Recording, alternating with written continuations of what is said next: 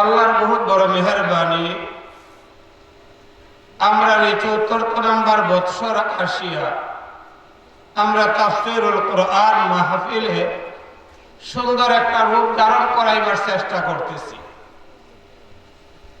কোরআনে করিম আমরা বুঝি, কোরআনে করিম পড়ি, কোরআনে করিম তেলাওয়াত করি, কোরআনে করিম দিয়ে আমাদের জীবন সুন্দরভাবে গঠন করবার চেষ্টা করি। আমরা যারা পারি, যারা বুঝি, তারা বাস নিজে নিজে পড়লাম, দেখলাম। কিন্তু বাংলার জমিনে অনেক জায়গাতে সুন্দরভাবে তাফসীর আলহামদুলিল্লাহ আরম্ভ হইতে হইতে বাংলার জমিনে এক লাগাতার 1 মাস পর্যন্ত তাফসীর চলে। আমাদের এই সুনামগঞ্জের অনেক জায়গাতেও তাফসীর আলহামদুলিল্লাহ চলে। শেষ দিক দিয়া হিলফুল ফুজুল সংগঠনের উলামায়ে কেরাম, কর্ণধার, ধারক বাহক, তারার ইচ্ছা হলো সুন্দরভাবে কোরআনে কারীমের তাফসীরের আলোকে কিছু কথাবার্তা হতো।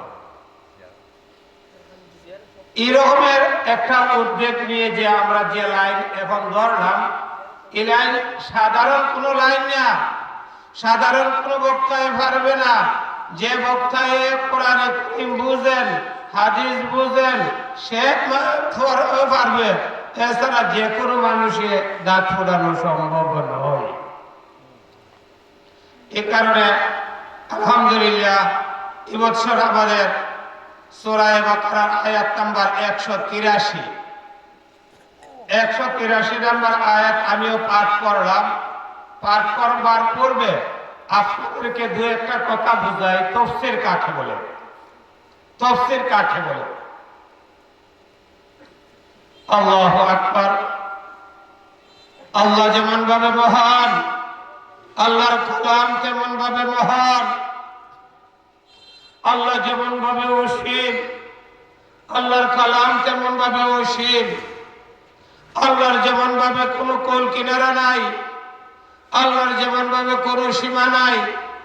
কোরআনে কারীম তেমন, যার কোনো কোল কিনারা নাই, সীমানা নাই। তাফসীরের ব্যাপারে আল্লাহ নিজেই জবাব দেন।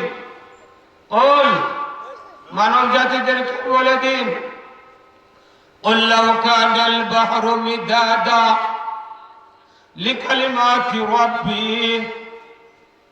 আমার রবের কালিমাগুলির ব্যাখ্যা করবার লাগি সারা দুনিয়ার গাছপালা যদি কলম বনে যা এবং 7 সমুদ্র যদি কালি বনে যা, শুধু তাই না, তার ডাবল, অর্থাৎ 7 সমুদ্রের জায়গাতে 14 সমুদ্র এবং সারা দুনিয়ার কলি আছে, বাস আছে, ওইগুলো শুধু না, তার ডাবল যদি কলম বনে যা, মা নাফিদাল বাহরু ক্বাবলা আন তানফাদা কালিমাতু রাব্বি ওয়ালাউ জি'না বিমিসলিহি মাদাদা। আল্লাহু আকবার। 7 সমুদ্র না, 14 সমুদ্র না, সারা দুনিয়ার ভাষার কলম না, সবকিছু শেষ হবে, আমার আল্লাহর কালামের ব্যাখ্যা, আমার আল্লাহর কালামের তাফসীর শেষ হবে না।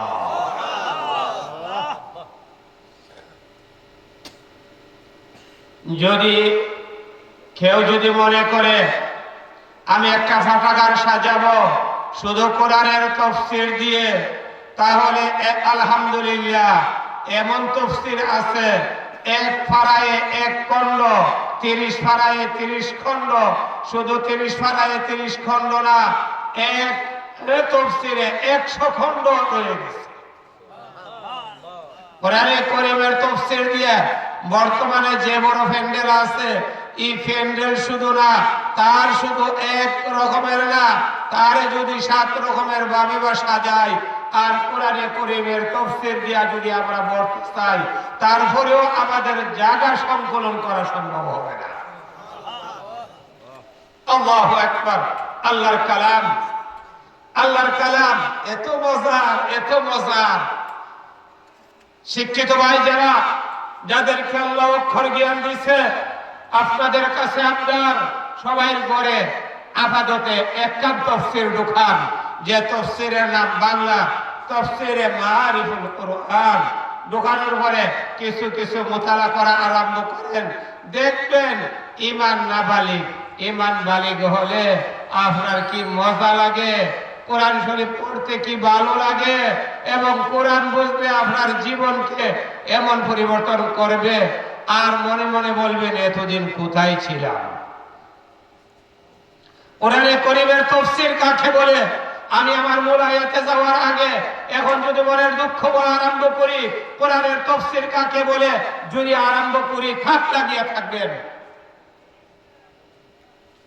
কোরআনে কারীম বিশ্বের এমন কোন জ্ঞান নাই যে জ্ঞান কোরআনে কারীমে নাই। বলেন এই নওজোয়ান বাবারা, বলেন যৌবনের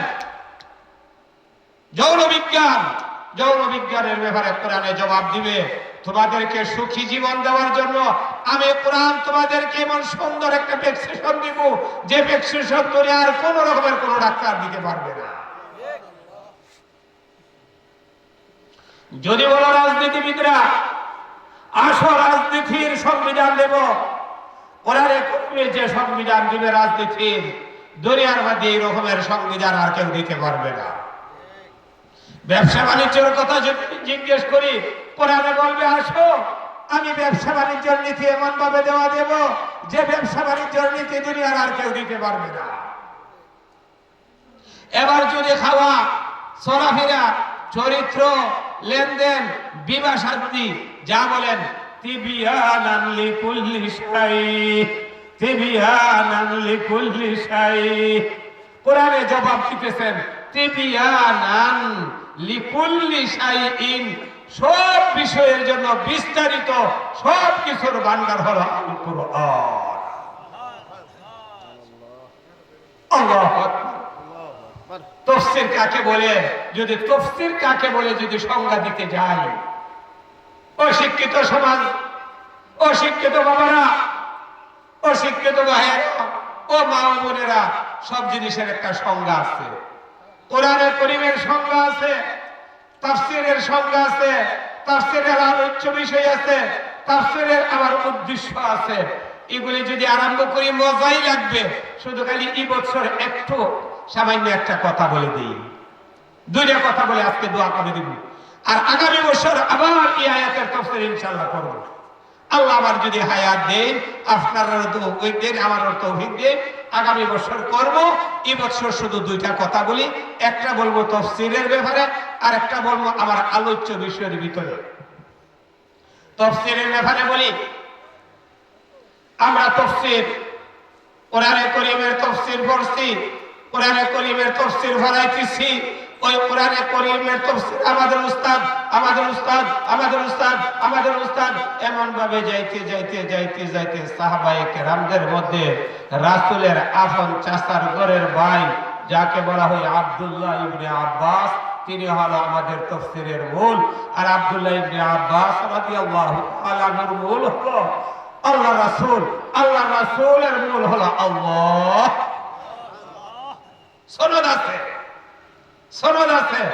এই সনদ বয়ান করতে গিয়ে শুধু আজকে একটা কথা বলি, আব্দুল্লাহ ইবনে আব্বাস ছোট একটা